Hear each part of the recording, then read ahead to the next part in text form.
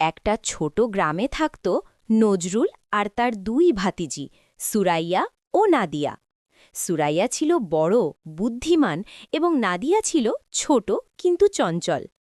একদিন সকালে গ্রামের পাশে ছোট নদীর ধারে ভাতিজিরা খেলতে গেল। নাদিয়া দৌড়ে দৌড়ে কাদা কানিতে লাফ দিল, আর সুরাইয়া চেঁচিয়ে বলল, নাদিয়া, সাবধানে, কাদা ছড়িয়ে পড়বে, জামা নষ্ট হবে। নাদিয়া হেসে বলল, আপু, আজকে মজা করতে চাই, সাবধান, পরে হব।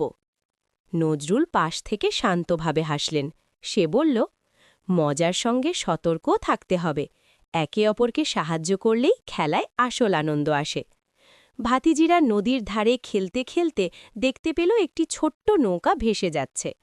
সুরাইয়া বলল, কাকা, আমরা কি ওই নৌকায় খেলা করব?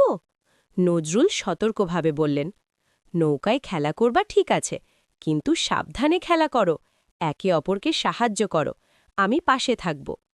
ভাতিজিরা ধীরে ধীরে নৌকা পরীক্ষা করল।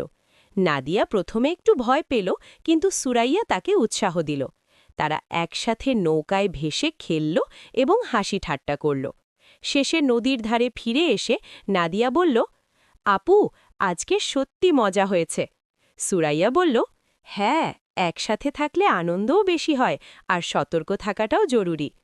নজরুল হেসে বললেন, দেখছ, ভালো মজা মানে শুধু খেলা নয়, একে অপরকে সাহায্য করা এবং সাবধান থাকা, এটিই আসল আনন্দ।